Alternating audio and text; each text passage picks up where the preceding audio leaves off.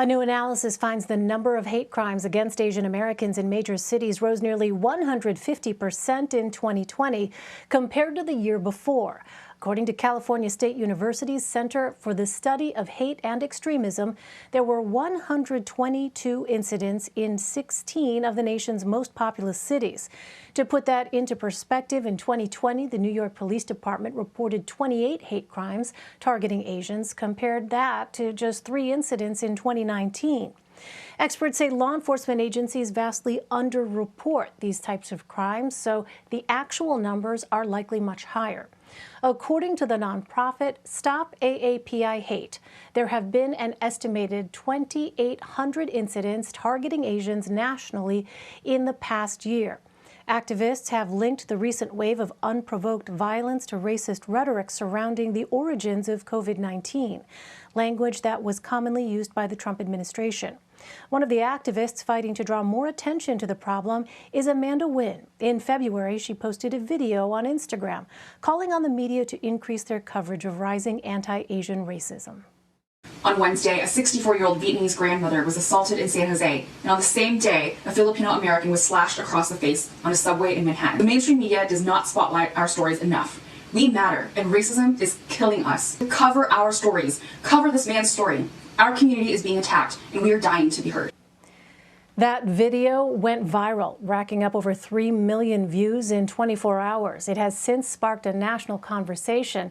And Amanda joins me now from Washington. She is the founder and CEO of RISE, a national civil rights nonprofit. Amanda, welcome. Thanks very much for being with us.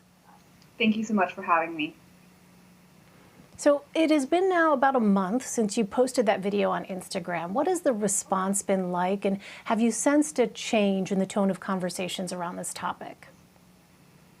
We are in a moment of reckoning right now. We're in an inflection point, and that's thanks to literally millions of people who felt like for the first time they could speak openly about the racism and grief that they've experienced as an AAPI.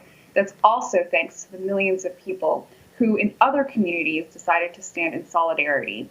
So I'm incredibly humbled and also living up to the moment right now, trying to, so that we can push forward together for a more equitable future. So I want to talk more about other groups in a moment, but a lot of your activism focuses on taking some kind of legislative action. What would you like to see done to address these kinds of crimes? Because I know there are some really nuanced conversations happening in the AAPI community. And for people who don't know, AAPI is Asian American Pacific Islander community, over more policing, for instance, but it's a really complicated and emotional debate. Absolutely. So my team at RISE focuses on helping people pen their own civil rights into existence. Justice means different things for different people. At this moment, we think that the core of the issue is invisibility. Therefore, the solution must be visibility. That means building empathy. I want to draw attention to the structural powers in place that have systematically omitted AAPIs from the conversation. From Hollywood to even our federal government. There was a study in 2009 that showed that some federal agencies don't include AAPIs within their definition of racial minorities. We're talking about the data that is collected from us, political polling, and of course, mainstream media. Our stories have been erased. And when we are erased, that erases our humanity. Silence is violence.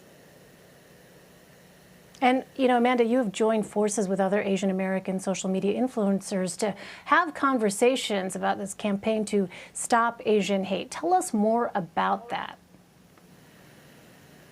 At the core of it is this idea that we all have a role to play. The cold creeps forward when everyone decides that it's wisest to stay silent another day until someone takes a torch and charges forward and lights it up. And right now, we are lighting it up. You know, peace is not the absence of visible conflict. In order for there to be true peace, we need to hold a light to the darkest corner of human experience. And right now, that is what the AAPI is experiencing. So, Amanda, over the summer, of course, we saw people of different backgrounds coming together, uniting and calling for justice after the murder of George Floyd. How important is that kind of unity in dealing with anti-Asian hate? It's incredibly important. Justice is not zero-sum, and it's so critical that in this moment we are able to do so in a cross-community solidarity manner. Things must be intersectional as we move forward. And I'm so grateful to the Black community who have stood up and said, we stand with you. And I'm grateful to other community members who've also done the same.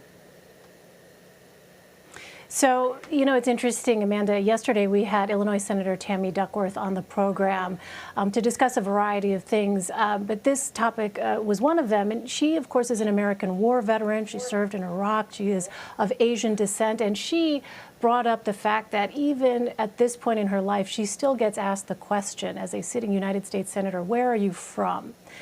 And I know that there are some AAPI folks who don't mind that question at all.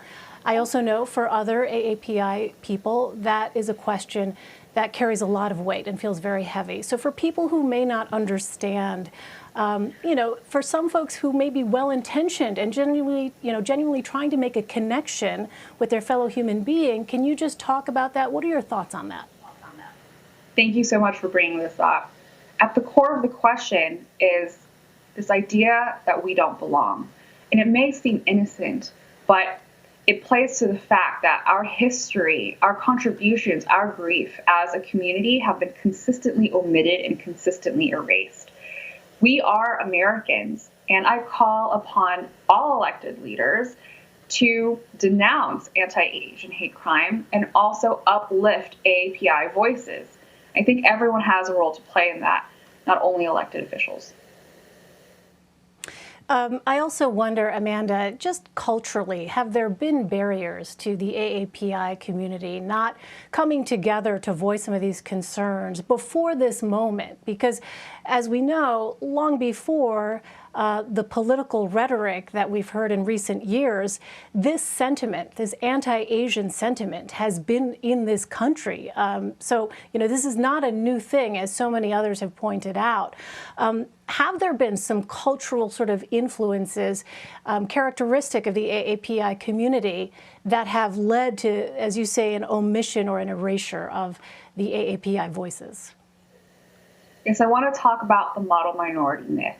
It's this idea that AAPIs as a whole are silent and can work really hard, and one day down the line, if we don't raise issues, we will be given the keys to the kingdom. And that has shown to be just absolutely not true. Part of the omission is this idea that we will just erase all of the activism that AAPIs have done in the past, right? There are plenty of Asian American Pacific Islanders who have fought for our community. It's just that our history isn't taught. But even beyond that, I do think and recognize that there is a generational gap, right, between immigrants who have come over here. I'll just speak for my own experience. I know that my parents, as boat refugees from Vietnam, just wanted to survive, just wanted to assimilate. And I want to say to everyone that it's okay to speak up, because we are Americans and we have the same constitutional rights to petition the government to make this country a more perfect union, just like everybody else.